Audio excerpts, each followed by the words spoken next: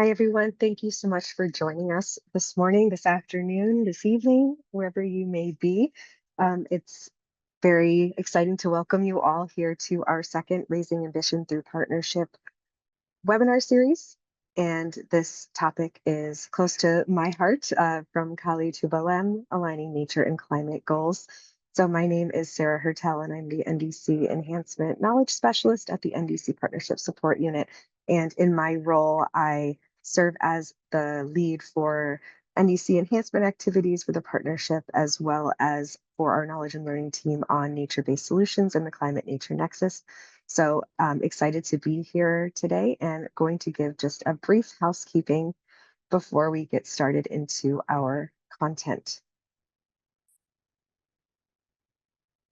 We are pleased to offer interpretation in Spanish and in French for this session. So if you would like to listen to the webinar in a language other than the default language of English, please follow these instructions. I put them on the slide, as well as I'll read them out and I will put them in the chat too. So if you would like to switch your language, at the bottom of your Zoom window, please click on the icon that looks like a globe to access the interpretation settings. Once you click the interpretation icon, a pop-up window will appear that shows the available languages for interpretation. You will then select your preferred language from the list. And to hear the interpretation clearly, please mute your original audio to avoid any overlapping sound. And you can do this by clicking Mute Original Audio button. And I will put these instructions in the chat as well for those who may have missed. So additional quick housekeeping is we will be using both the chat and the question and answer function. So please use the chat function throughout the session to share comments, resources, or engage with other participants. And we encourage you to introduce yourselves and share what organization or country you're joining from. But if you have questions for the speakers throughout, we would rather have you use the question and answer function rather than the chat. So the question and answer function and the chat can both be also found on the bar at the bottom of your Zoom window. And we encourage you to use both, but use the question and answer function if you do have a question for our panelists. The materials from today's session, including the PowerPoint and highlighted resources, will be shared by email following the event. And please note that we are recording this session and it will be uploaded to the NDC Partnership YouTube channel. So by participating in this session, you consent to have yourself be recorded. So just wanted to let you know about that piece. And without any further ado, we can jump right into some background on the webinar series. We're very excited to have you join us today and hope the session will be informative and engaging. So if you have any further questions, please feel free to use the chat to ask any logistical questions, but for any panelist specific questions, use the question and answer. So the Raising Ambition Through Partnership webinar series highlights successful examples of mitigation and adaptation ambition, raising efforts to emphasize learning to scale impact across the NDC partnership. It's a platform for dialogue and hope that we will be able to have quite a good question and answer period after our presentations today. So for today, we will be discussing aligning nature and climate goals and the need for aligning between the three Rio conventions, now affectionately known as the Rio Trio, to talk about goals on climate, biodiversity, and land use. We will have panelists offer insights on how policymakers can align these goals in their NDCs, NAPs, NBSAPs, and other relevant national strategies, and showcase a country that has included climate and nature within their national strategies as well. And finally, discuss our ability to support countries in this endeavor from a number of different support mechanisms. So with that, I will turn over to our colleagues from GIZ and IISD to talk about the synergies between these two goals.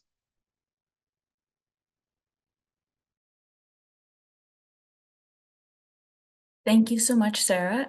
Maybe just a quick introduction myself. My name is Annika Turton. I'm a senior policy advisor with the International Institute for Sustainable Development based in Canada. And thanks so much, Sarah, for the introduction and also the opportunity to provide the scene setting presentation today with GIZ for today's webinar. I will start with providing an overview of the importance and rationale for synergies. What does it mean to, what are synergies? What synergies already exist between the UNFCCC and the CBD? And then after that, I'll be handing it over to Matthias, who will do a bit of a recap of what are some of the recent COP negotiations, main outcomes, and current opportunities, as well as mechanisms to strengthen synergies at the national level. Next slide, please. So let me start with, so human and natural systems are very complex, and so are their interlinkages. So we know that climate change and biodiversity loss are inseparable crises. Their solutions and the challenge of it need to be addressed together. Numerous assessments have underscored that climate change disrupts habitats and ecosystems. Biodiversity loss accelerates climate change, and it worsens its impacts. And conversely, these negative impacts, these are negatively impacting everything from livelihoods, food security, equality, peace, infrastructure, to health, all elements that determine a good quality of life. And then in the same way, we need to make better use of these existing opportunities internationally, nationally, and local, to translate these synergies into policies and implementation, choosing integrated measures that really acknowledge these interactions. Next slide, please. So nature-based solutions are one of these integrated approaches that are synergistic and that can deliver multiple benefits. And the figure here shows a multifunctional scape across land, freshwater, marine biomass, including large intact wilderness spaces, which are the blue circles, and then shared spaces, which are the yellow circles, and then highly modified landscapes as well as cities and red circles. And you may have seen this graphic. It's from the IPBES report and assessment. And it really tries to illustrate how our shared spaces and interactions and how we operate within our world, but also the critical contributions from nature to people. So the concept really emphasizes the need for integrated and spatial planning and transboundary approaches to conservation across multifunctional land and seascapes. That's really to optimize the integrity of nature, but also providing benefits around mitigation and adaptation to climate change for people and a good quality of life across all states of nature. Next slide, please. So what do we mean, or what do we understand when we talk about synergies at the biodiversity and climate interface? So there's the definition from UNEP, which defines synergies are the result of joint action that goes beyond the sum of individual activities, making efforts more effective and efficient. So this encompasses that creating synergies can lead to multiple co-benefits, aims to make outcomes more effective, and ensures efforts in one area do not undermine progress in another. So specifically at the biodiversity and climate interface, developing synergies involves the intentional coordination of planning and implementation of international policy instruments and national commitments and strategies. So here specifically, we are thinking about long-term strategies, long-term low emission strategies, NDCs, national adaptation plans, as well as national biodiversity strategies and action plans. Next slide, please. Just revisiting some of the biodiversity and climate change synergies that exist under the UNFCCC and the CPD. So at the global level, we already have a number of legal and policy mechanisms and tools that can support synergies between these two conventions, as well as coordinated implementation of climate and biodiversity commitments. So the CBD has actually been very active in addressing climate change related considerations during the last 20 years, including now through a number of goals and targets in the 2022 Kunming-Montreal Global Biodiversity Framework.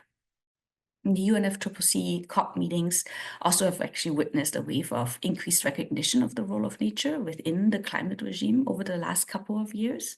And Matthias will talk about that a bit more shortly.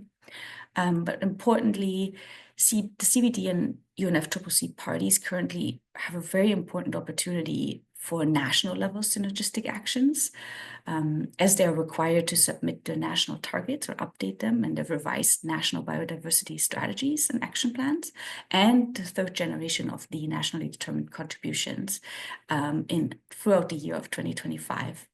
And guidance for both of those formats actually include a call to foster synergies between other Rio Convention strategies. And last, enhanced cooperation initiatives among the COP presidency parties and partnerships exist, such as the joint statement on nature, climate, and people. And that provides actually a rare opportunity for international policy action to enhance synergies over the second half of this critical decade, really, to actually effectively address multiple and interlinked crises, such as climate change, biodiversity loss, and land degradation. Next slide, please.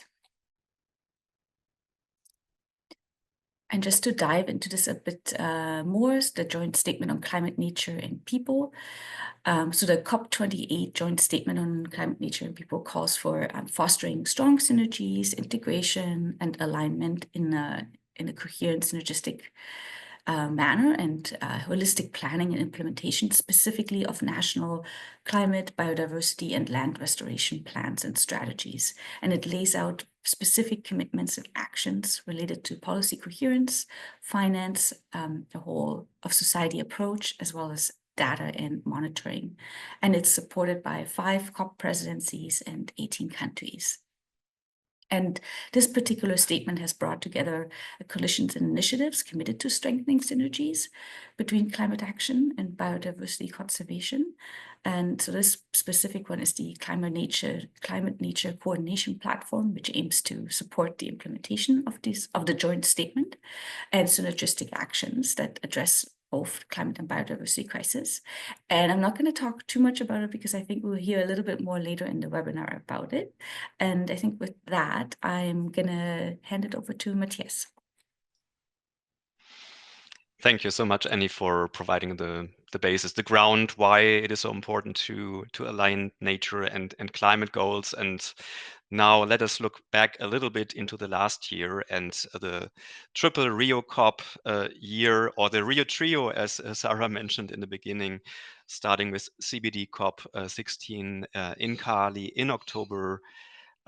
This was like the first destination, Cali, Colombia, last year. And there at CBD COP16, linkages between biodiversity and climate action have been more present than ever in negotiations under the CBD and in many side events, including also a specific dedicated climate day and a day about cooperation among the conventions. There was also a COP16 high-level segment, and this signaled willingness to pursue peace with nature, a vision in which healthy ecosystems and a stable climate underpin sustainable development. So this very much reflects the triangle that Annie was showing in one of the first slides. But there was also an important thematic ministerial dialogue on biodiversity and climate change, addressing how deeply the connected crises are, and that we need to link the political agendas on nature and climate in a better way to achieve the common goals and targets of the global biodiversity framework and the Paris Agreement. There was a set of many side events that delved into what is required to bring policy coherence, synergies in the national implementation of global nature and climate goals. And the message was very clear. The preparation and the implementation of NBSUBs, the National Biodiversity Strategies and Action Plans, must be connected with planning instruments under other multilateral environmental agreements. And this, of course, includes also the forthcoming NDCs and the NDCs 3.0 that are currently in the making and submission. Next slide, please. Besides that, in Cali, a milestone decision, a CBD decision on biodiversity and climate change was also adopted in the early hours on the last day of CBD COP 16. It's decision 16/22.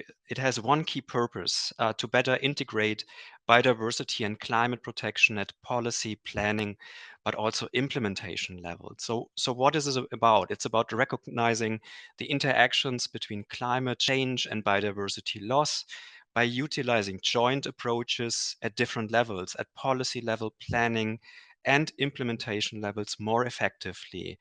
So at convention level, it calls for more cooperation between CBD and UNFCCC, examining also the possibilities for more cooperation, policy coherence, and a more effective implementation of cross-conventional issues. And this can include options like a joint work program among the conventions. At scientific level, further cooperation between the IPBES and the IPCC, so the science policy interfaces, they need to be strengthened. And finally, at policy and implementation level, this decision urges parties to the convention to enhance cooperation between national focal points with the other conventions, to maximize synergies between biodiversity and climate actions. And this includes a better integration of NB subs with climate policies and plans, such as the NDCs, but also the NUPs, and further long-term strategies, as well as a widespread implementation of nature-based solutions and ecosystem-based approaches for adaptation, mitigation, disaster risk reduction, and many, many other purposes. Next slide, please. So the CBD decision also acknowledged the outcomes of the UNFCCC Paris Agreement global stocktake, which has been agreed at COP28. And this leads to our second destination last year, Baku. 1 year earlier, in the United Arab Emirates, the UNFCCC COP28, with a decision on the outcomes of the first global stocktake, already set the foundation. It emphasized the necessity to enhance cooperation on the implementation of the Rio Conventions and the need to scale up the implementation of integrated measures that offer multiple benefits, including linkages between climate change and biodiversity. And there, in particular, the paragraph 163 clearly encourages parties, non-party stakeholders to enhance cooperation on the implementation of multilateral environmental agreements, conventions, particularly the work under the Rio Convention. So to facilitate the achievement of the purpose and long-term goals of the Paris Agreement, and the SDGs in a synergistic and efficient manner. So this provides a very good basis for enhanced cooperation. And in Baku, countries discussed follow-up actions and measures and dialogues to implement the outcomes of the global stocktake, which saw efforts also by countries like Colombia, Brazil, and other parties to establish a direct reference to Cali, to the CBD COP Decision 22 on biodiversity and climate change in the draft decisions, including the global stocktake. However, countries were not able in Baku to reach a consensus on this topic on the global stocktake, and negotiations were postponed to future sessions. Next slide, please. On discussions related to the NAP assessment and the global goal on adaptation, countries also discussed ways how the NAP process and adaptation in general could contribute to reducing climate impacts on ecosystems and biodiversity. And in the last issued draft texts, language on synergies was included, highlighting the benefits of exploring synergies between a process to formulate and implement national adaptation plans, nationally determined contributions, and national biodiversity strategies and actions plans. And here we have them again, the NUPs, the NDCs, and the NB subs all together. However, I think it is also true to say that the COP29 in Baku focused primarily on climate finance and other issues. So the topic of synergies was largely missing from the official negotiations in the plenary sessions, but outside of the negotiation rooms, in the corridors, inside events, the discussion on synergies was very live and dynamic. For instance, the sixth Capacity Building Hub held a dedicated Synergies Day to celebrate the potentials and impacts of synergies across the climate, biodiversity, and land nexus, so the Rio Trio again. 18 side events emphasized breaking down silos between the Rio Conventions and strengthening cooperation among multilateral environmental agreements, and multiple country pavilions also held dedicated days or sessions on advancing on the climate and biodiversity synergies. Next slide, please. So now the third destination, Riyadh in December. There, the UNCCD COP16 focused on topics like drought resilience, financial resources, but also synergies with other conventions. So for instance, the COP16 decisions from UNCCD on promoting and strengthening relationships with other relevant conventions and international organizations, institutions, and agencies contains quite complementary language on the CBD COP16 decision on climate change from Cali, and it makes specific reference to efforts to strengthen collaboration with the UNFCCC. So this includes leveraging synergies at national level in planning, in implementing of the three conventions, again, through integrated actions and approaches such as nature-based solutions. But it also invites parties to prioritize holistic and integrated action to tackle desertification, land degradation, and drought, and interlinkages with climate change and biodiversity loss. It also calls for exploring opportunities to foster cooperation among, and again, the national focal points of all three Rio conventions and other relevant international processes to minimize policy fragmentation, to have integrated approaches and enhanced coordination. It also promotes the sharing of data collected under each convention and also to initiate joint science policy publications, among many other things. So this also leads directly to an intensive interlinkage of scientific bodies under all three conventions and associated with them, such as IPBES, IPCC, but also SPI. Next slide, please. So what lies ahead of us? I like this timeline. It comes from colleagues from WCS. I have to stress it here. It's not from GSZ.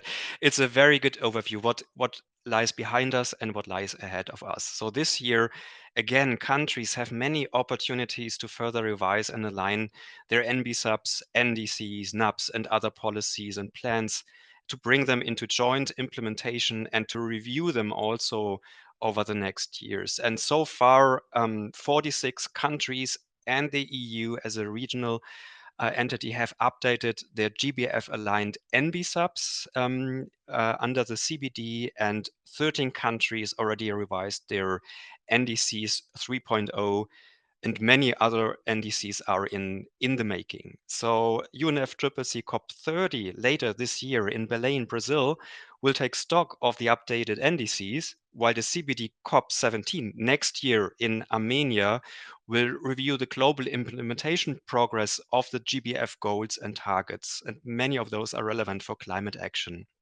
So enhanced and effective implementation in this very critical decade, in this last half of this decade, for climate and biodiversity action is key, and a lot needs to be done at national but also subnational levels.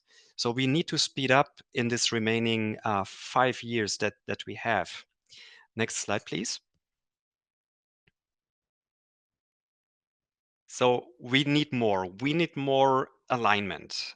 This means the design and revision and implementation of NV subs, NDCs, and NUPs. We need more mainstreaming to tackle sectors, to bring those important aspects of addressing biodiversity loss and climate change into development strategies of sectoral plans and actors. We need more action, wide-scale implementation of nature-based solutions, ecosystem-based approaches for adaptation, disaster risk reduction, and so on, with and for people. This is very important, and building on existing knowledge, existing experience, ensuring also quality, avoiding misuse of those concepts, and securing multiple benefits for people and the planet. And of course, we need fit for purpose governance systems, reorganizing governance processes like rules, practices, policies, institutions can be crucial, and it should be at the heart of transformative action that is required also to solve the biodiversity and climate crisis. And of course, we need more collaboration, interinstitutional, multi-stakeholder, collaboration, whole of government and whole of society approaches. And I think this is very crucial. We need more finance for climate and nature from all sources, strengthening financing, synergistic biodiversity and climate action, and building on existing mechanisms, jointly mobilizing resources and finding the right financial measures and incentives to protect the planet, our climate, and our safety net, our life on Earth.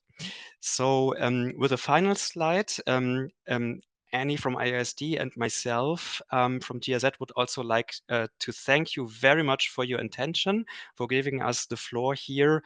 And just to let you know that several knowledge products have been set up by our projects, and they are available on the website Adaptation Community Net. And this includes a very exciting and practical checklist for national policymakers on aligning NDCs, NBSUBs, and NUBs. And Shirley from WWF will soon provide us with more insights on this one. Thank you very much on behalf of IISD and GIZ, and over to you, Sarah.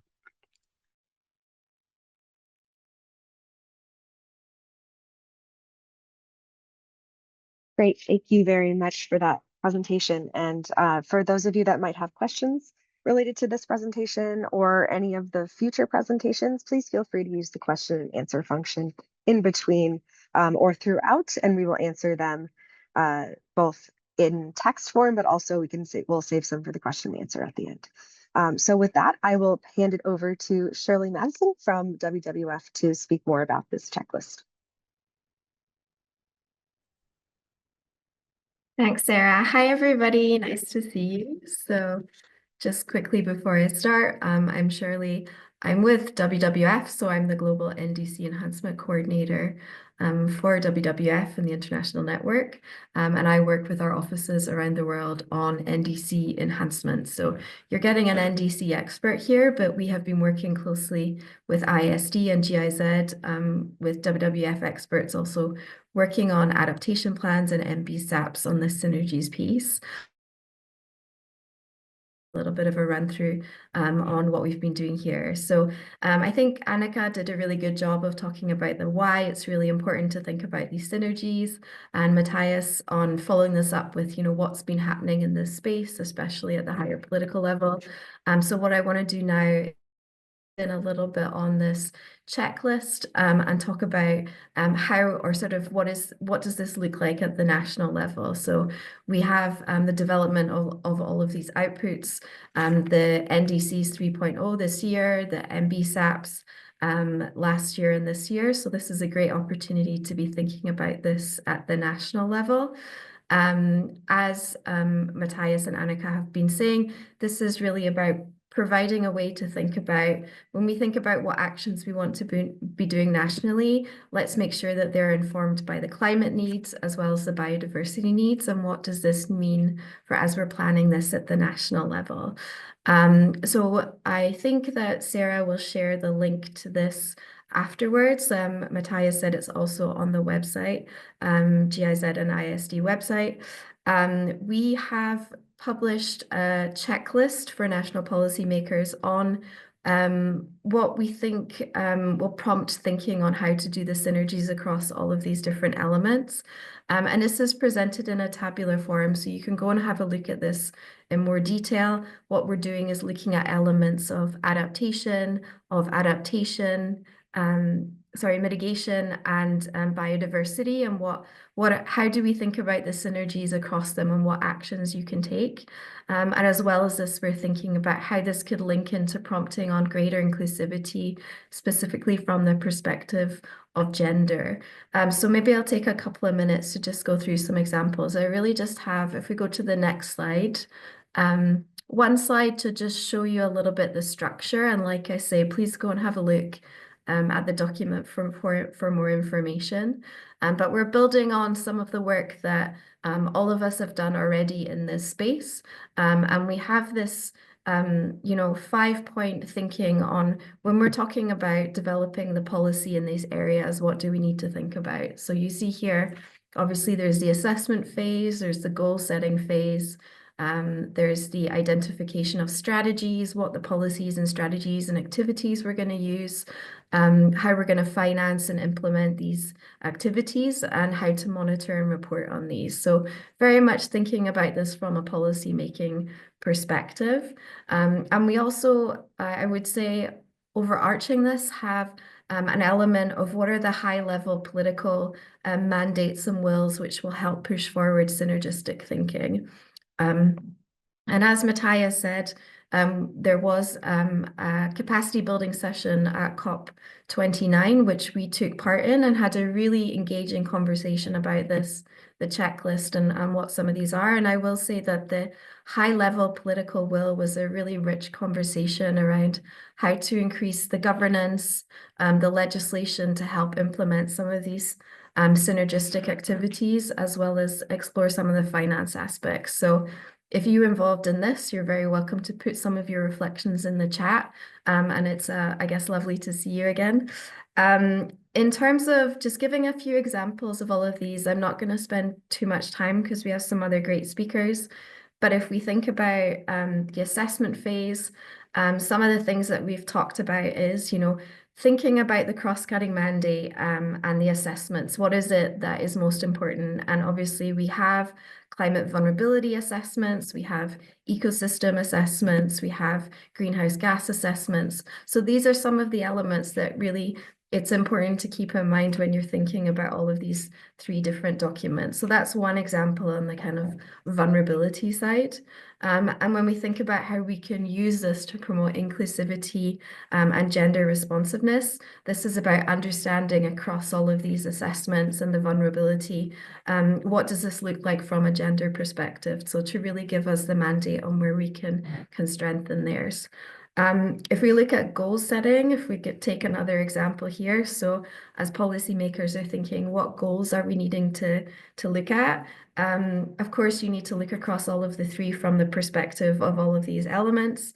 One part which I always feel is very clear is to think about critical carbon sinks and ecosystems. How does this sit across our MBSAPs, our NDCs, and our NAPs?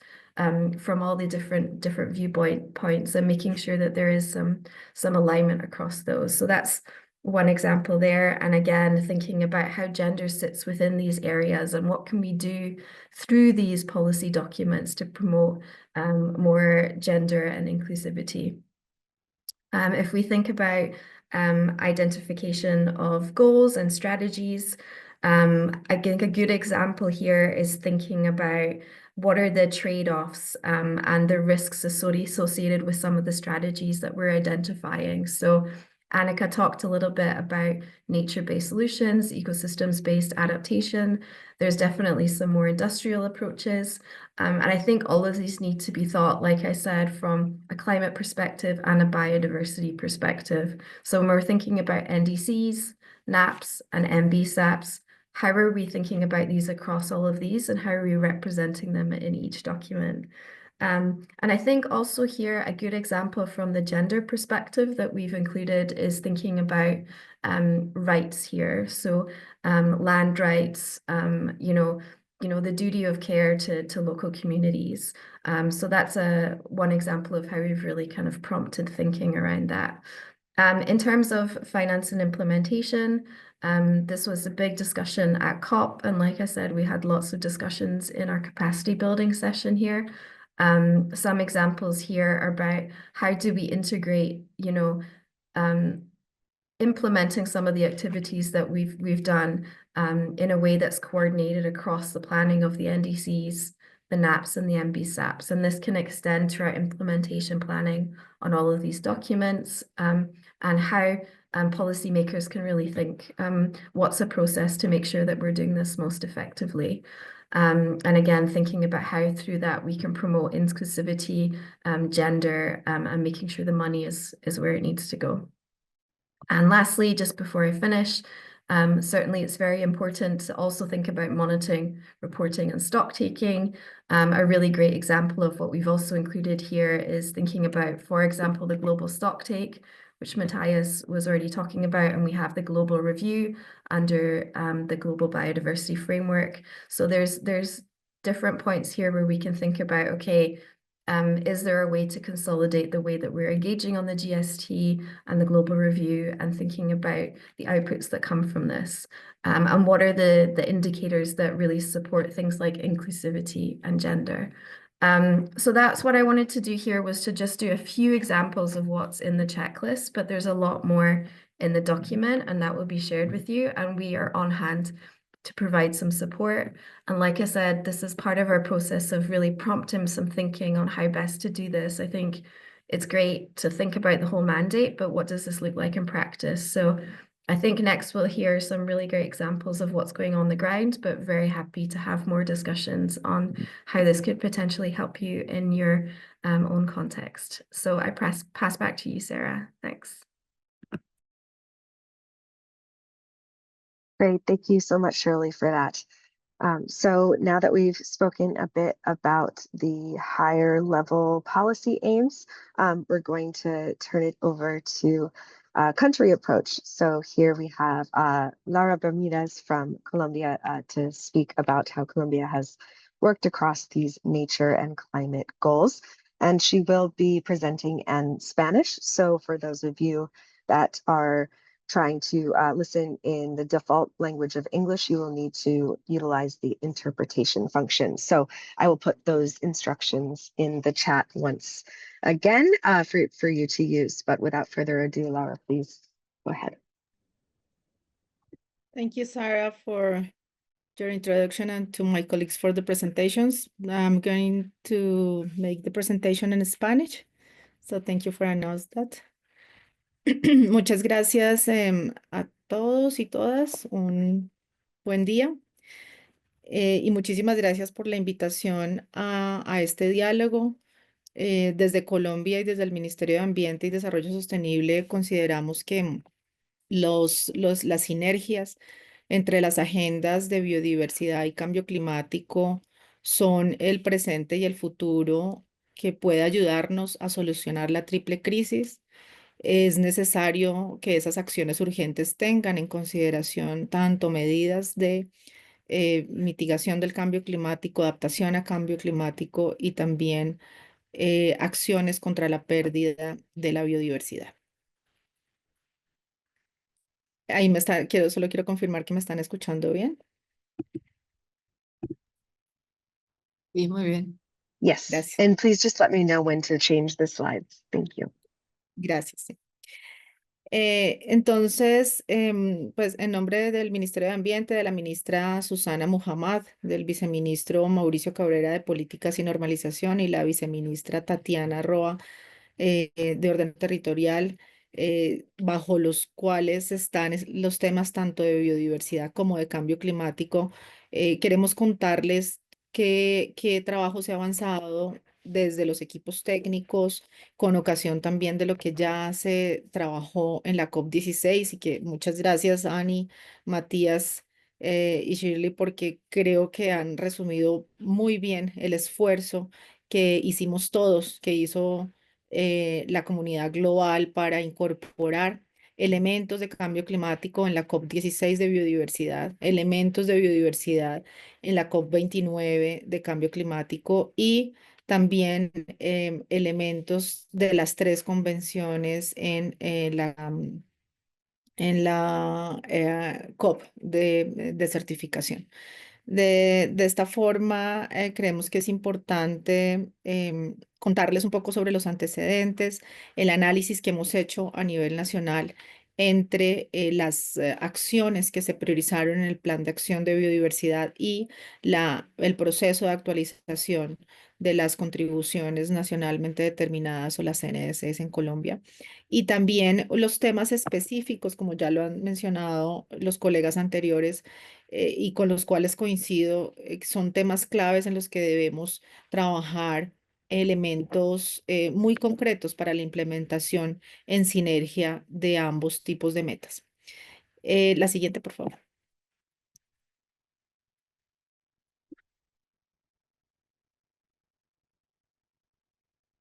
Entonces aquí tenemos un poco, no voy a repetir porque ya, como dije, lo resumieron muy bien. mis colegas anteriores, lo que tuvimos en la COP15.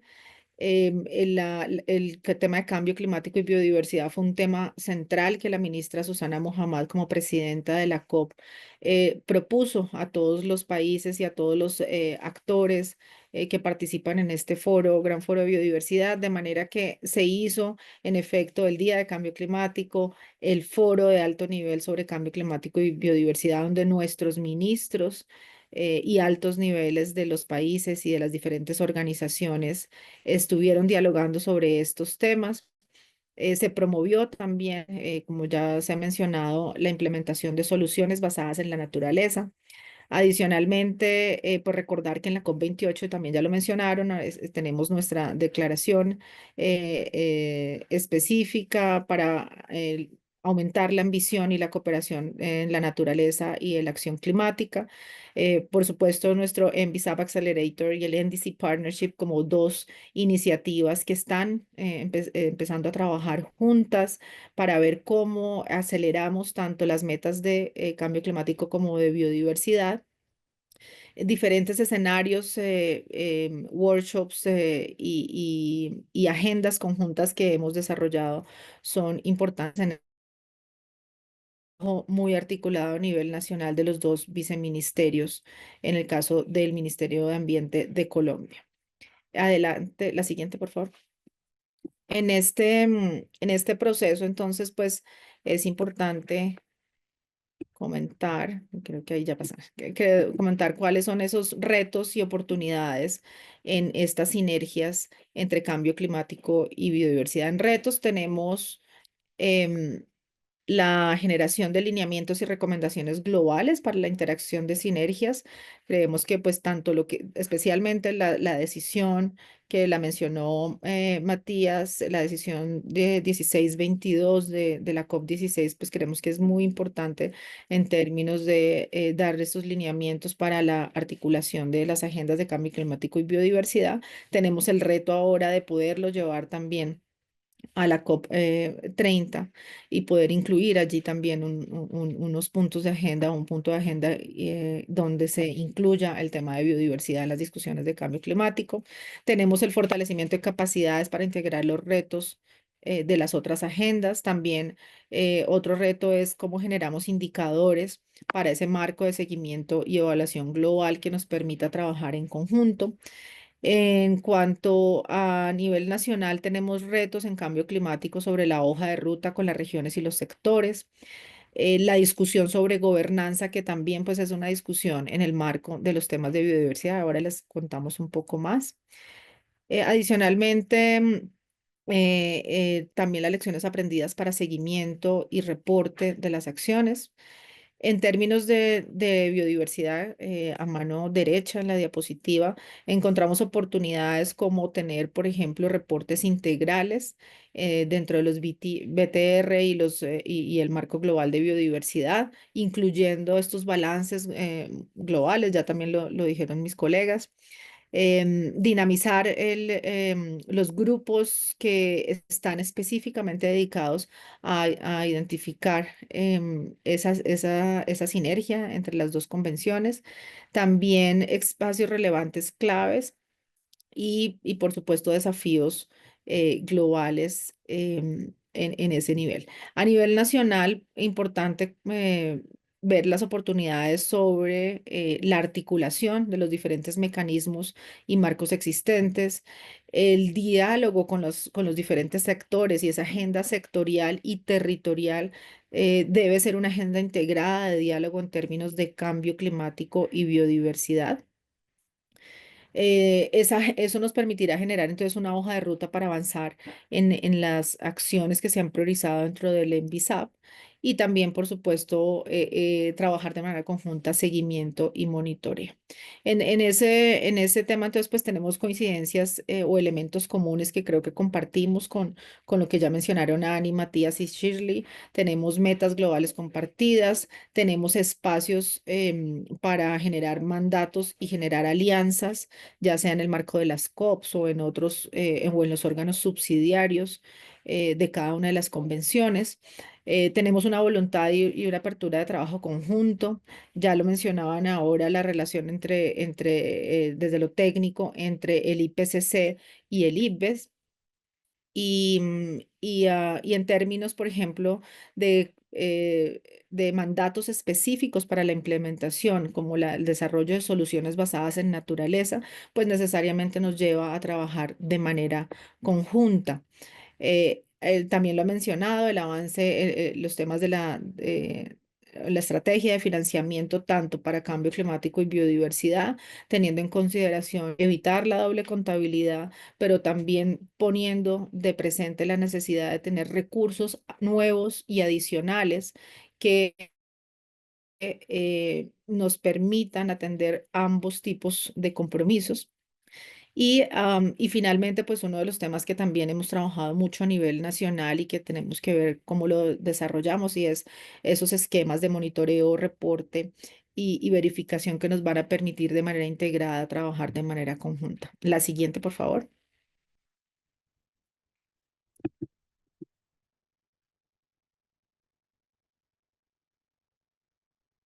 Hay otros elementos que también son importantes y digamos ya en el detalle del caso colombiano, quisiéramos como contarles cómo en el análisis de los elementos que contemplan el NBISAP o el Plan de Acción de Biodiversidad, que como algunos de ustedes saben está estructurado en 4 grandes apuestas que definimos al inicio del proceso de actualización del NBISAP para interpretar las 23 metas y de alguna manera entender que desde Colombia podíamos y debíamos comprometernos en el marco de las 23 metas. Y allí ese análisis nos permitió llegar a 6 metas nacionales. Nuestro NBISAP en Colombia tiene 6 metas nacionales y esas 6 metas nacionales las hemos correlacionado con las diferentes medidas de las NDCs en el marco de cambio climático, no solo en mitigación, sino también en adaptación, haciendo el nexo entre las metas del NBISAP y las metas de cambio climático. Entonces, por ejemplo, tenemos en la apuesta 1 del NBISAP que contiene la meta 1 sobre planificación participativa, la correlación con metas relacionadas de cambio climático como las que tienen que ver con ecosistemas, deforestación, los temas urbanos, combate de amenazas.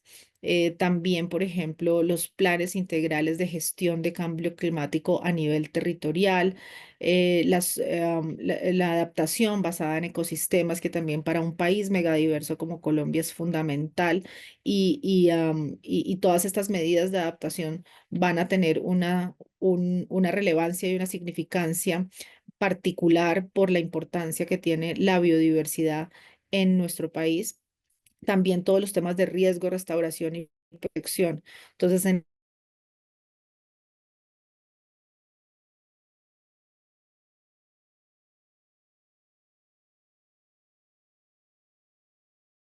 NDCs en función de estos hallazgos o esta línea que hemos plan de acción de biodiversidad. Por ejemplo, en la apuesta 2, que tenemos también 2 metas muy importantes para el NBISAP, como son la restauración. La meta 2 está relacionada con restauración multifuncional, no solo restauración para la conservación, sino también para el uso sostenible. Y la meta 3 sobre el desarrollo de la bioeconomía. Están muy en línea con 9 metas de mitigación de cambio climático y 6 metas de adaptación relacionadas con el trabajo con el sector agropecuario, forestal, el desarrollo de agroecosistemas, el desarrollo de propuestas de conservación, restauración, soluciones basadas en naturaleza y en términos de adaptación con las metas relacionadas con riesgo, con cuencas y manejo de sumideros y ecosistemas estratégicos, por ejemplo, como los manglares.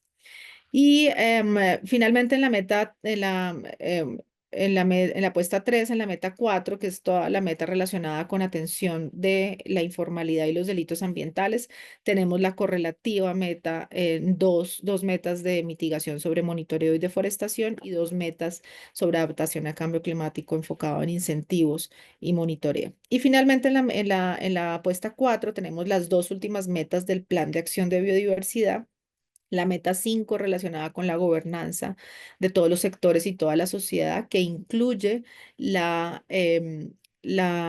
áreas de conservación de nuestra famosa meta 3 del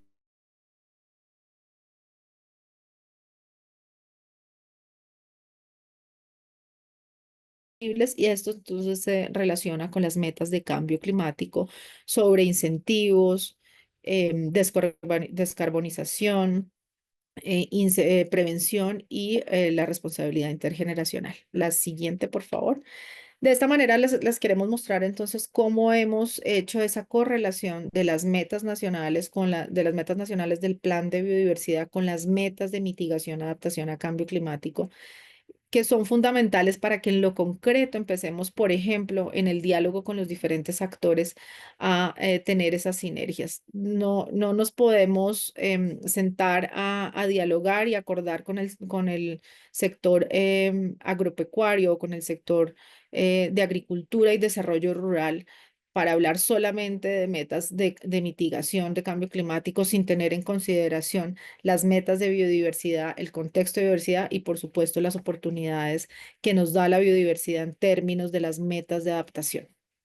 Si me ayudan con la siguiente, por favor.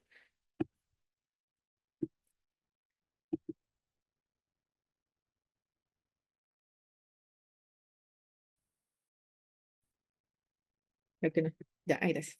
Entonces, aquí muy rápidamente para contarles la estructura, pues que ya un poco lo he mencionado, del Plan de Acción de Biodiversidad en Colombia. Están las 4 apuestas, están las 6 metas y tenemos las acciones estratégicas que se han acordado no solamente con los sectores, sino también con actores no estatales. En esas 191 acciones, dentro de las cuales hay acciones estratégicas complementarias y habilitantes, hay acciones que se han acordado con casi todos los sectores, el sector agropecuario, minas y energía, transporte, industria y comercio, el sector financiero, y también con otros actores, ¿no? Actores no estatales que hacen parte importante del marco global, por supuesto, con el enfoque de todo el gobierno, toda la sociedad, en particular las comunidades, pero también el sector privado, empresarial y financiero. La siguiente, por favor. En ese contexto, pues aquí hacemos un detalle. Esta es una presentación que de hecho hemos trabajado con los equipos técnicos y la hemos venido presentando desde la semana pasada, un poco para poder también entre todos entender qué significa y cómo se integra cambio climático y biodiversidad a nivel nacional en un país megadiverso como Colombia. Entonces, tenemos allí pues cada una de las apuestas con cada una de las metas como les estaba contando. Pues ir pasando la siguiente, por favor. Está entonces la apuesta 1, está en esta la alineación de las NDCs y el plan de acción con la meta, con cada una de las metas, la meta nacional 1, la 2, la 4 y la 5 con metas específicas donde incluso hemos, en el proceso de diálogo nacional con los sectores y con los actores, encontrado que en algunos casos las metas del NBSAP son un poco más ambiciosas en términos de algunas de los indicadores que las metas de las NDCs y por lo tanto también ayudan un poco a impulsar esa actualización de las NDCs para que levante su ambición en función de lo que nos interesa en un país megadiverso como Colombia, como lo es la adaptación basada en ecosistemas y todos estos elementos que ya he mencionado. Entonces tenemos, por ejemplo, la contención de la deforestación, los temas de restauración en una meta que tiene 5 millones de hectáreas, 3 de las cuales son hectáreas relacionadas con restauración productiva, reducción de la contaminación de fuentes hídricas, aumento de la superficie de áreas conservadas. La siguiente, por favor. Em, bueno, creo que no me voy a detener que ya el tiempo un poquito también va avanzando. Si podemos pasar a la siguiente, a la diapositiva que muestra, la siguiente, por favor, que muestra las diferentes instituciones con las cuales hemos venido trabajando y lo mencionaban mis colegas anteriormente, este proceso de revisar la gobernanza, no solamente a nivel internacional, sino también a nivel nacional, sobre todo a nivel nacional, donde es muy importante entender cómo todos estos actores que ustedes ven en la pantalla, que son de todos los sectores e incluso actores no estatales, son fundamentales en las metas de cambio climático y biodiversidad. Y eso nos ha hecho entonces revisar si la gobernanza existente, que en este momento para cambio climático se trata de una comisión intersectorial de cambio climático, podemos incluirle los temas de biodiversidad y sostenibilidad, pensando en que, por supuesto, hay discusiones de cambio climático que pueden ser exclusivas de cambio climático o exclusivas de biodiversidad, pero que muchos de estos temas que ya hemos mencionado son discusiones comunes. La gestión financiera, algunos temas técnicos relacionados con adaptación, el monitoreo, la articulación en los escenarios internacionales y, por supuesto, en la base de esta figura ustedes ven esas nodos regionales que también a la hora de ir al territorio nos obligan a tener una articulación en la implementación de ambos tipos de metas, porque finalmente en el territorio, pues quienes recepcionan todos estos lineamientos, pues deben integrarlo todo en acciones de alto impacto de manera que generen, que atiendan, digamos, las necesidades y las urgencias en las que estamos. La siguiente, por favor. En este sentido, pues, y ya creo que cerca de terminar, quisiera hacer énfasis en que esas sinergias y esos abordajes y temáticas pasan por trabajar de manera conjunta las agendas de los sectores y de los territorios. También por tener, por ejemplo, hojas de ruta y planes conjuntos que nos permitan aunar esfuerzos y no duplicar y ser mucho más eficientes con los recursos humanos, técnicos y financieros.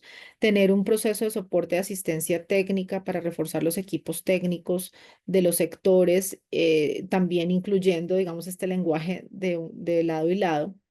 Revisar, como mencionaba, la gobernanza y el arreglo institucional para abordar estos temas de manera articulada. Revisar también la estrategia de financiamiento y del monitoreo de las finanzas de biodiversidad y el clima para rastrear las fuentes claves y articularlas desde su origen, evitar la doble contabilidad, aumentar los recursos en vez de reducirlos para ambas agendas. También tenemos el esquema de monitoreo, reporte y verificación con unos indicadores doble propósito que nos permitan atender tanto las metas, el seguimiento de las metas que nos pide cambio climático y nos pide biodiversidad, sobre todo aquellas en las que están más relacionadas, y nos permitirá entonces aunar esfuerzos en ese sentido. Y finalmente el fortalecimiento de capacidades para que desde los sectores, los territorios y todos los actores claves, tanto estatales como no estatales, pues puedan mejorar sus capacidades para la implementación. En la siguiente, hemos pues como identificado 5 sectores claves en los cuales podemos trabajar esas sinergias de cambio climático y biodiversidad. Esos sectores son agricultura, con los temas que están allí referenciados como deforestación, reconversión productiva, agrobiodiversidad, minas y energía, por el tema de transición, descarbonización, adaptación basada en ecosistemas, el tema en el sector de vivienda, con los temas urbanos, el tema de manejo de recurso hídrico. En el cuarto sector es comercio, con toda también la aproximación y la ruta, por ejemplo, de biodiversidad y empresa que hemos creado en el marco del ENVISAP en Colombia con los grandes las grandes empresas, pero también las medianas y las pequeñas y las agremiaciones como la ANDI, el Consejo Gremial Nacional, la COP y otros, que nos permiten también tener un gran universo de esa ruta de biodiversidad de empresa. Y finalmente en el sector transporte, donde creemos que temas como lineamientos de infraestructura verde, soluciones basadas en naturaleza, son fundamentales en esta sinergia entre las agendas. La siguiente, por favor. Yo creo pues que estos avances, pues los avances internacionales, ustedes ya los han mencionado. Estos avances nos han llevado a lo nacional pues a tener este proceso muy muy, digamos, de manera creativa, andando de manera conjunta. En este momento, pues como ustedes saben, Colombia presentó el NBSAP en la COP16, inicia entonces el proceso de implementación y pues también desde el año pasado y se inició el proceso de actualización de la NDC. Si puedes pasar a la siguiente, allí entonces pues está esa ruta de actualización de las NDCs donde se ancla también en procesos y espacios que desde el NBSAP desarrollamos en la actualización, pero que seguramente también vamos a desarrollar en la implementación. La siguiente, por favor. La relación pues con los actores, la relación con los territorios. Si puedes pasar a la siguiente, por favor. em, el enfoque integral e inclusivo que el NBSAP nos marcó y que además la ministra Muhammad nos pidió que además de ser técnicamente un ejercicio bueno, pudiera ser incluyente, entonces pues permitió tener las visiones de todos los actores no estatales. Y finalmente, entonces en esta última diapositiva, ahora sí quisiera como eh, plantear unos próximos pasos que nosotros estamos pensando en este trabajo conjunto entre cambio climático y biodiversidad. Estamos tratando de mantener mensajes a socios y espacios de participación de manera integrada, unos acercamientos de alto nivel para reforzar esa necesidad de trabajo con los sectores, el territorio y las comunidades, avanzar en la gobernanza y la articulación interinstitucional, que es uno de los grandes retos eh, porque a veces el diálogo intersectorial e interinstitucional pues es difícil en este mundo compartimentalizado. Consolidar alianzas y esas hojas de ruta específicas adaptadas a cada territorio, articularnos con el sector privado también está, y el sector empresarial, como mencionaba, en la ruta biodiversidad empresa, y además el sector financiero han definido una serie de rutas y herramientas que estamos trabajando de manera conjunta. Articulación, por supuesto, con la cooperación y la asistencia técnica para que las dos agendas sean complementarias y no se traslapen, se aprovechen los espacios, se maximicen los recursos, pero también se aumenten los recursos nuevos frescos y adicionales para estas agendas tan complejas. De otro lado, concretar pues también en términos de la agenda sectorial y territorial, esos espacios territoriales, la estrategia de participación muy fuerte para garantizar la vinculación de todos los actores y una estrategia que nos permita divulgar y mover esta información en todos los niveles y que permita, por supuesto, entonces articular las acciones desde los lineamientos hasta la implementación en los territorios. Creo que con esto ya finalizaría y muchísimas gracias a todos por su atención.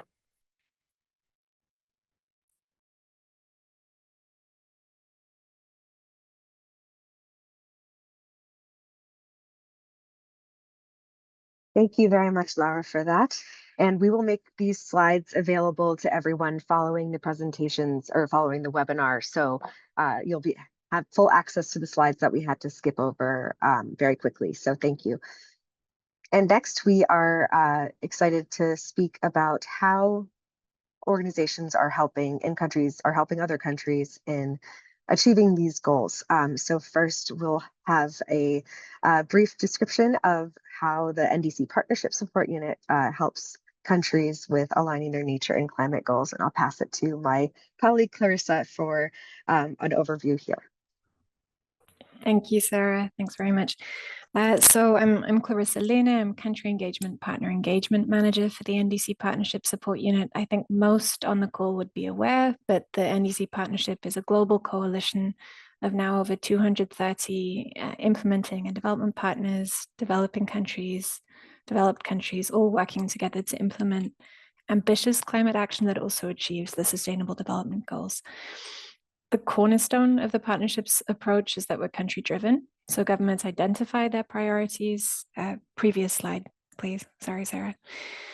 Governments identify their priorities and support needs related to NDC development and implementation. And in response to those government requests for the support, the membership offers tailored packages of expertise, technical assistance, and funding. So this collaborative model, fostering collaboration between countries and partners, is fundamental to our success in powering collective action. Next slide, please. Today, as I've already noted, the partnership unites more than 230 members. This includes over 130 countries. and a number of different kinds of development actors, including MDBs, multilateral development banks, UN agencies, sector assistance platforms, NGOs, and academia. Our membership continues to increase, reflecting both the urgent need to support climate action and the effectiveness of the partnerships model. And we really see the diversity of our membership as the partnership's greatest strength, given that we crowd in robust perspectives and resources from across the whole coalition. Next slide, please. Through our country engagement work, we support countries to establish NDCs as tools to drive sustainable development, including by mainstreaming climate across the whole of government, fostering engagement across the whole of society, and mobilizing support from members and partners. And on this last point, next slide, please, I'm going to go into a little bit more depth on how we mobilize support for countries. Two core values underpin the partnership's approach: flexibility in meeting countries where they are and leaving no country behind. We help secure support for countries at any and every stage as they accelerate climate action. So countries have the flexibility to articulate their needs to partners according to the format that they found most effective, including by directing partners to country-owned NDC-aligned implementation and investment plans, or by highlighting time-sensitive priorities emerging from country-owned plans through request for support letters. These requests are channeled from across government through the partnership focal points in ministries of environment, finance, and planning. And we circulate these requests every 6 weeks to partners for them to respond. If requests go unmet, I want to flag, in line with our core principle of leaving no country behind, that countries have the option of prioritizing requests for support to the Partnership Action Fund, which distributes funding through a competitive process to members, to member implementing partners to respond to these requests. Next slide, please. Given where we are in the NDC development cycle, I want to highlight the global call for NDCs 3.0 and long-term low-emission development strategies, which the partnership launched at COP27 and which is running through the end of 2025. Through this mechanism, the partnership is supporting countries to develop NDCs that are high quality, ambitious, and most importantly, implementable and investable.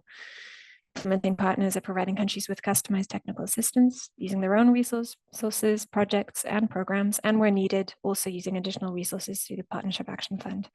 A total of 75 countries have now requested support through the global call, with 69 countries seeking support for NDCs 3.0 and 49 seeking support related to long-term low-emission development strategies.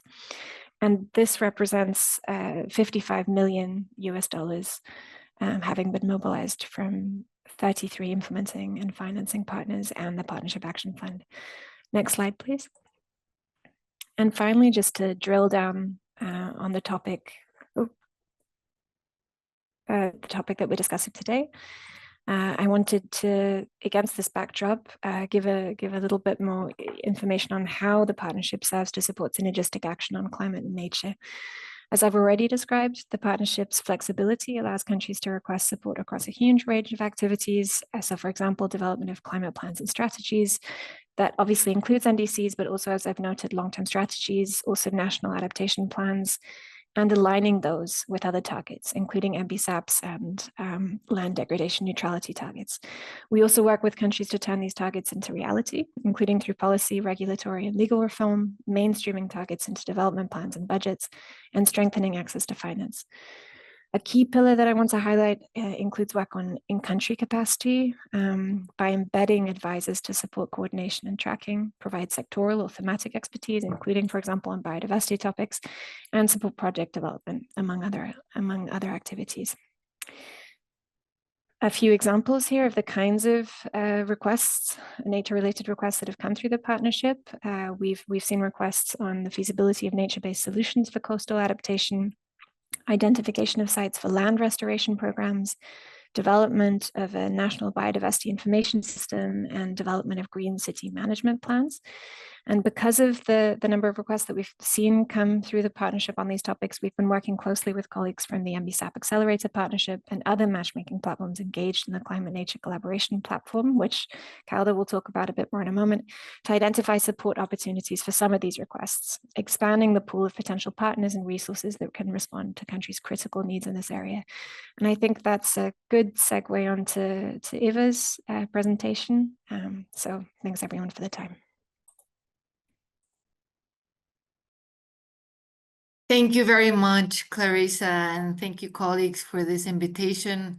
I think you'll see a lot of similarities as I continue with my presentation because, as some of you might learn, the NBCEP Accelerator Partnership was inspired in the NDCP, so a lot of what you've heard from Clarissa, you'll hear from me, but applied to the biodiversity world.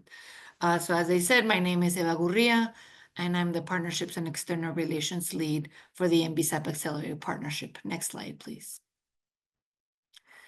So today, in a nutshell, we've been talking about fragmentation in the Rio Conventions, inefficiencies, competing priorities, insufficient financing, and limited political will. And this is where the NBCEP Accelerator Partnership comes in and the NDCP come in, GIZ, ISD. Essentially, we all want to foster synergies and policy coherence in the way Colombia has done, and resource management and cooperation. So in the particular case of the NBCEP Accelerator Partnership, we do this through three main interventions. The first is our facilitator program, and I will provide more detail on the three of the areas. The second is our matchmaking mechanism, and the third is our communications and advocacy activities. Next, please.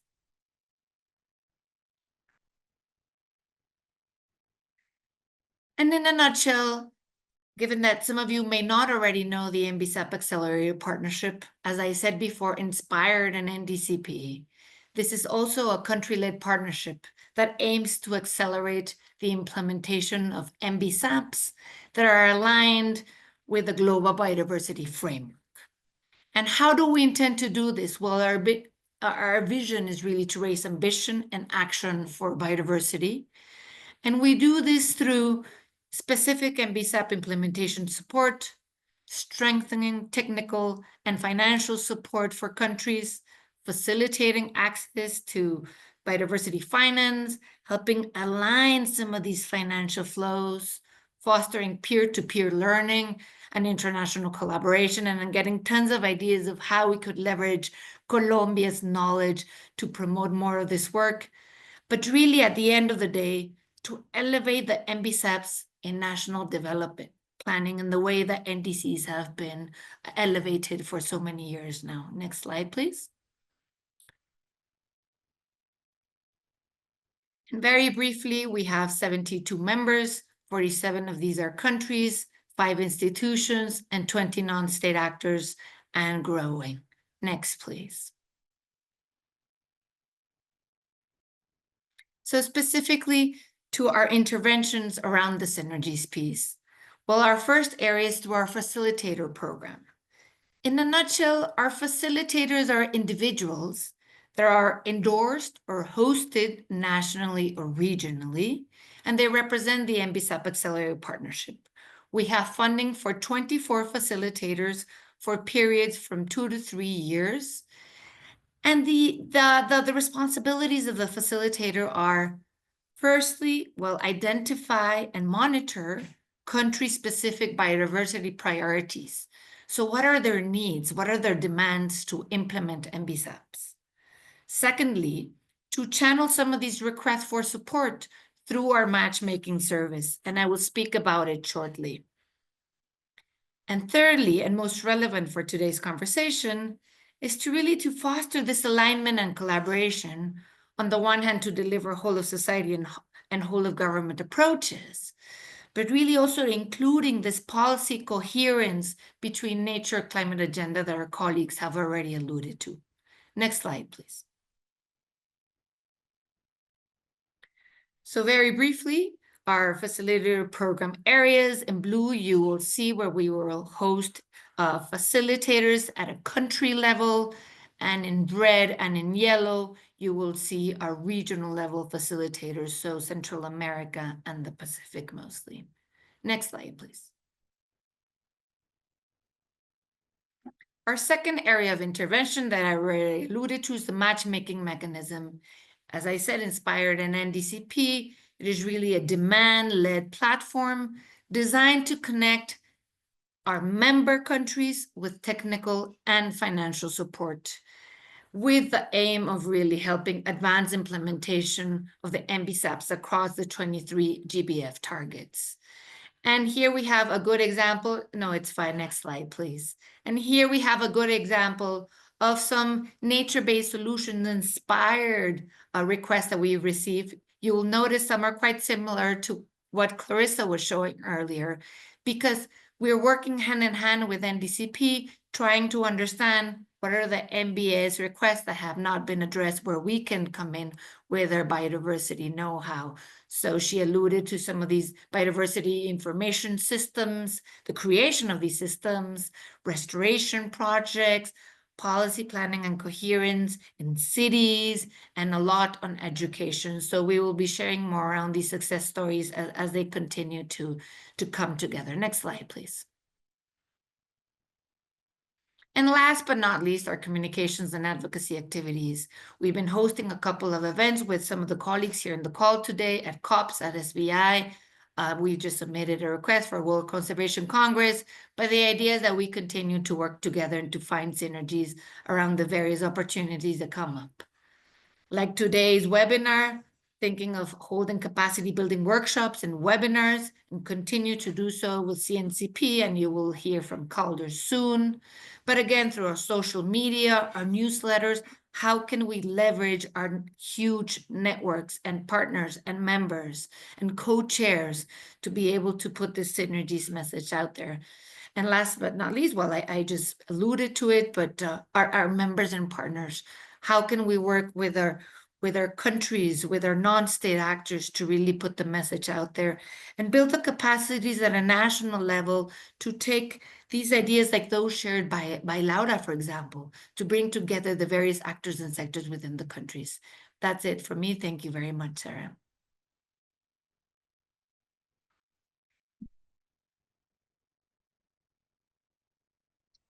Thank you, Eva, very much for that. So we're a bit behind here on time, but want to make sure that we have some time for question and answer from those of you in the audience.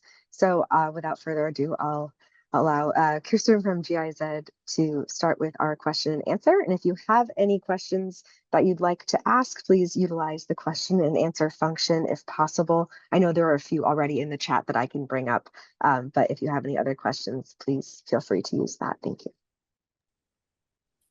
Yeah, thanks a lot, Sarah. And thanks to all speakers for sharing valuable insights with regard to the nature-climate nexus. My name is Kirsten Hücking, and I'm working for GIZ in Germany. And yes, let us use the next 10, 12 minutes for a question and answer session before I will then hand over to Calder to give a quick overview on the way forward. So I've already seen some questions in the chat and through the question and answer function. Maybe I take them first. One question posted by Sekufode Kamara was, it was in French, but in English it would be, as it is a question of synergies between 3 Rio conventions and the bottleneck of each convention is finance. So what is a strategy, or is a strategy there to reconcile these 3 conventions in terms of financing, given the high costs that we have? And I would like to direct this question to Matthias.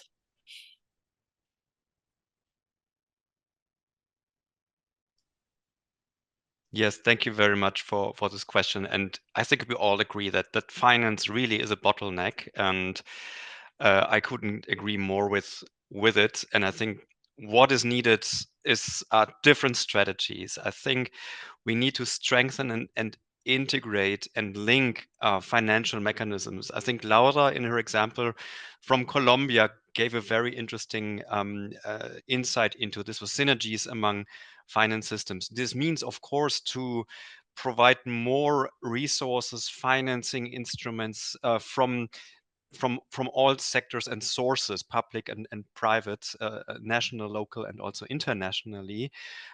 Certainly we need common strategies also, and I think this is the big elephant in the room, how to reduce biodiversity harmful, climate harmful, and those incentives that also lead to land degradation and and desertification. Certainly, we need to integrate and strengthen the role of the private sector from investments, because I think we realize, for instance, under the GBF, we have clear goals and targets also to allocate until 2050, which seems far away, but it means to allocate at least 700 billion US dollars on biodiversity finance. And of course, this needs to go hand in hand with climate finance and also finance to restore or avoid ecosystems and avoid further degradation. I think truth is also that we have to increase our efficiency, how to use existing funds. And I recall one very interesting example from Rwanda. Actually, this was supported also by GIZ colleagues supporting the economics of land degradation secretariat, where joint planning, joint implementation, and joint reporting under all three conventions could lead to an saving of, I think, more than 45 million US dollar for Rwanda, and this money could be used rather for implementation than for planning and reporting. So this is just one example I'm aware of. So I fully agree. We need new additional funding, but also, of course, more synergies among financial instruments and efficiency, private sector engagement. So this is at least I try to answer. I think it's a big question, but this would be my reply to it. But happy if colleagues want to join in. Thank you. Thank you. Are there any additions from the panelists? Then please speak up directly.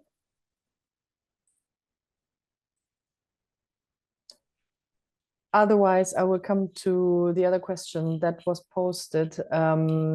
It is from Kofi Apedechebo. And the person was asking, talking about synergies, how can it be implemented in our programs and projects on the ground, and what will be the key roles of governance from our ministries? And I see that Shirley, you already typed a reply, so maybe you can speak up and explain to everyone what you answered. Yeah, sure. I put a lot of information in there, which maybe ruined the answer a little bit. But certainly when we think about our programs and projects, I think it's been a conversation for a while to make sure that these are climate smart, aligned with biodiversity. There's certainly, I think, a lot of awareness to this. And I think Kofi's question is really important because it's okay, great, that needs to happen. How does that happen? And what we found when we were looking at it, so GIZ, ISD, and WWF, when we took this to the capacity building session to get feedback on the checklist, what I found particularly interesting was a lot of the discussion was very much at the great, all of these elements that are included, great, they really match the policy making process, very helpful. The high level mandate is where this type of conversation needs to take place, because it really sets it out in a way where all of programs and projects need to start, thinking about how it will be implemented. So what I indicated in my answer there is that we set out 5 areas: assessments, goal setting, strategy formation, financing, and monitoring. And so really what I understood from the feedback we got in our capacity building session was thinking about how to coordinate across all the ministries here, and how the high level mandate can help facilitate that coordination, for example, through climate legislation or other tools relevant to the context. There's no one size fits all here, unfortunately. Yeah, so I think that's a really important starting point. And what I really liked about Laura's presentation is she showed how important that has been in Colombia. So hopefully that gives a bit of a case on how some of the governance has gone so far. Thanks. Thank you, Shirley. I'm just wondering if Laura also want to add something here.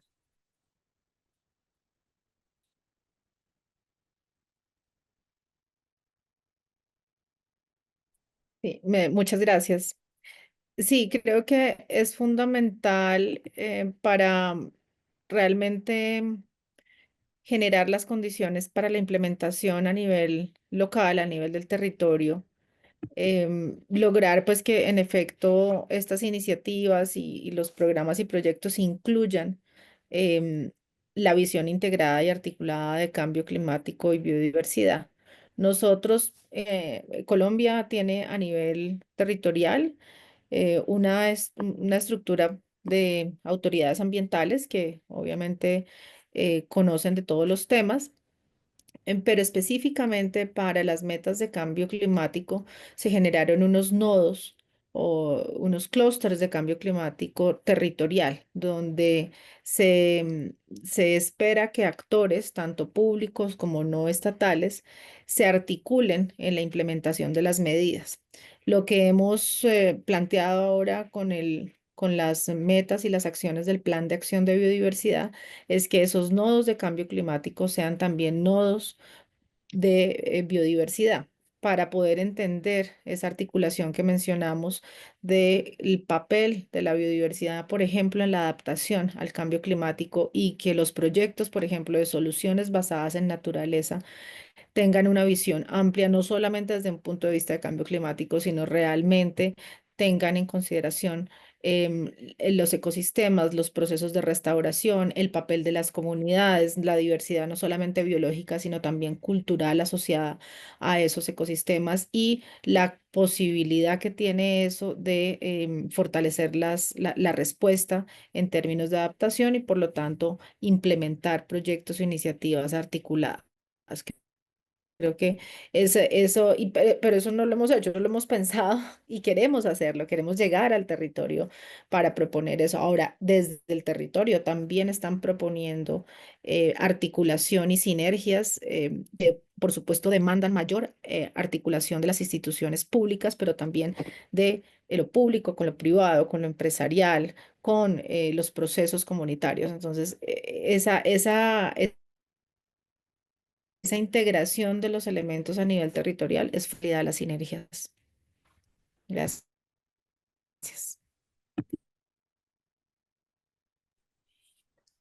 Thanks a lot, Laura. And I see a last open question that we have. So I can read it out. Do we also see efforts to align national frameworks and metrics used by countries in NDCs and in BSUBs and those used by private sector in achieving their climate and nature targets? That would help unlock private capital by allowing private sector to contribute directly towards the implementation of countries' climate and nature targets. Yeah, I think it's more a comment than a question, but maybe there's someone from the audience who wants to react on that.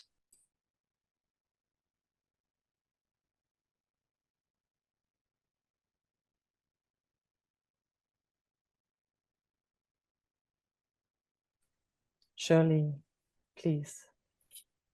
Yeah, this is not my area of expertise, but I've had some really interesting conversation about that on today. So on this today, so I'm happy to sort of start this off. I think this is exactly the conversation that we need to be having this year as we're considering this roadmap between Baku and Belem, how we're going to deliver the 1.3 trillion. So I think it's a great question. I'm not sure if there's all the answers yet because we have to do some of that, but there's so many points during this year, including the Petersberg Dialogue in Germany, including finance for development, where this really needs to be a really important discussion. And COP30 is a really nice milestone to get an outcome on this and to see where we are. And of course, as our colleagues are going to be gathering Rome to talk about financing in biodiversity, that's another area where we should be thinking about this. I also think that there's been interesting discussions at some national levels on ideas around coordinating country packages or, what financing we want to see at the national level. And I think that's another opportunity to think about things holistically. Certainly, we have a pocket of money for climate, a pocket money for nature, and it's very, there's certainly a reporting exercise to make sure that the money's going where it needs to go from that perspective. But I think at the national level, countries should really be challenging like all of the finance available to make sure that it's giving them what they need. So I think this idea of exploring packages at the national level could be a really interesting discussion that we see post the NDCs 3.0, post the MBSAPs and the synergy discussion and this roadmap to Belem. So maybe that's something we can see post COP30 in the coming years. I'm happy for others to come in, but hopefully that's a bit of start on my side. Thanks a lot, Shirley. Laura. Gracias, gracias por la pregunta y gracias, Shirley, por el comentario. Pues nosotros tenemos en una semana la parte 2 de la COP16, la COP 16.2, donde una de las dos de las decisiones más importantes que tenemos pendientes están por ser discutidas. La estrategia de movilización de recursos para las metas de biodiversidad y el marco de monitoreo para para las metas de biodiversidad también.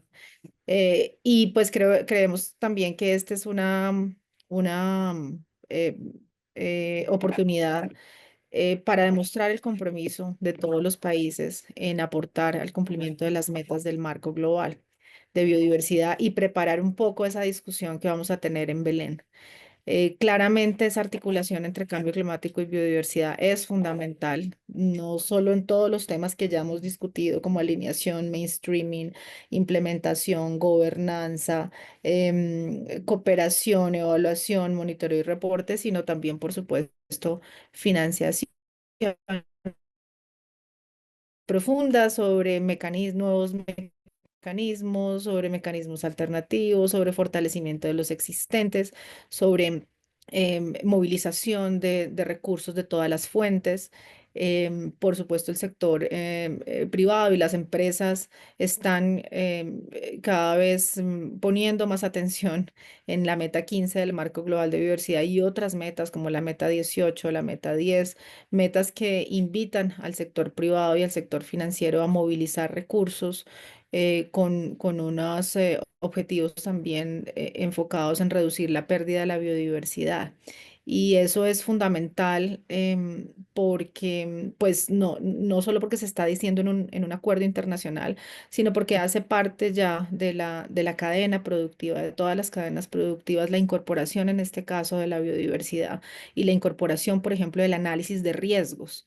Los riesgos a los que se ven abocados todas las cadenas productivas como resultado de la pérdida de la biodiversidad son riesgos que son importantes de tener en consideración y de valorar. Y eso nos tiene que poner sobre la mesa la discusión sobre las inversiones que hacemos en el cumplimiento de las metas de biodiversidad en sinergia con las metas de cambio climático. Entonces, pues estamos muy positivos y expectantes en las discusiones que vamos a tener en Roma en las próximas semanas para animar estos acuerdos a nivel internacional y que eso pues también nos permita tener mejores discusiones en la COP30.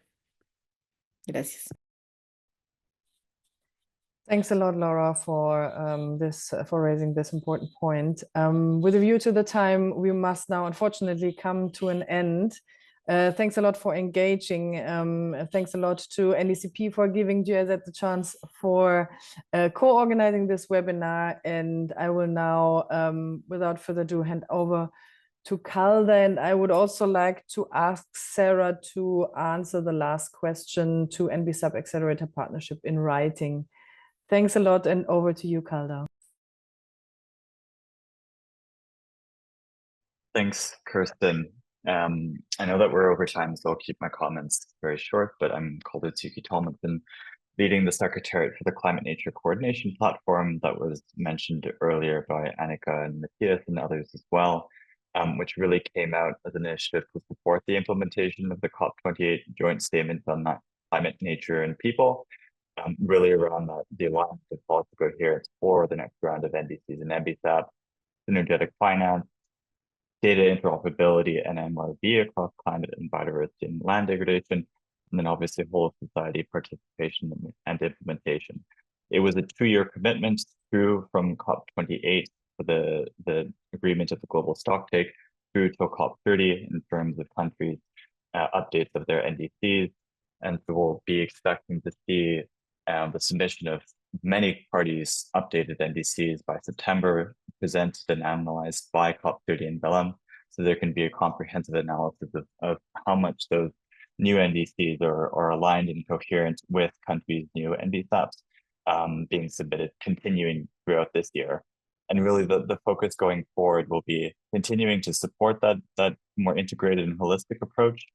Certainly on the implementation side, so we might want to see stronger peer-to-peer networks being developed for knowledge sharing and best case examples across countries. But then also, as others have alluded to, really connecting that synergetic approach by government in their target setting and policymaking with more commitments by non-state actors in terms of integrated net zero nature positive roadmaps, for example, and Jeff, for example, working with UNEP has a really strong net zero nature positive integrated accelerator program to support that. And we'll want to see really parties being receptive to more of this groundswell and this opportunity building from the previous COPs that colleagues here shared, and see whether or not there will be more of a formal mandate at the international level in terms of policy coherence and various different tools and commitments to help support that, which hopefully will filter down at more national levels and with support from non-state actor and other communities, including subnationals, businesses, civil society organizations to support that as well. And looking towards next year, where we'll have another example of 3 Rio Convention COPs taking place. UNFCCC might be Australia or Turkey.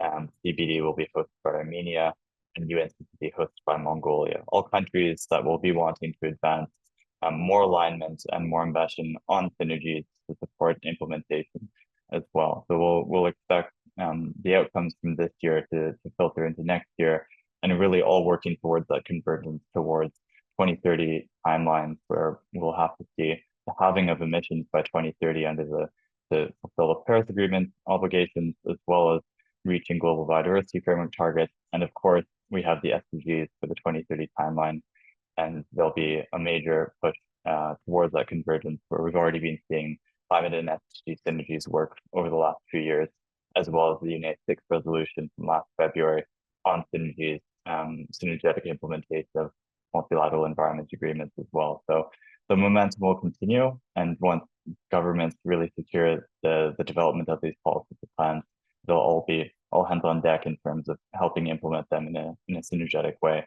And so the Climate Nature Coordination Platform will continue to facilitate cooperation coordination at a global level amongst many different international and regional and domestic entities as well.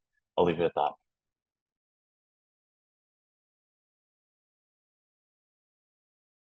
Thank you, Calder, for wrapping us up in a concise and very hopeful way. So I think we'll be able to see the progression of this alignment as we move forward in the next year or two.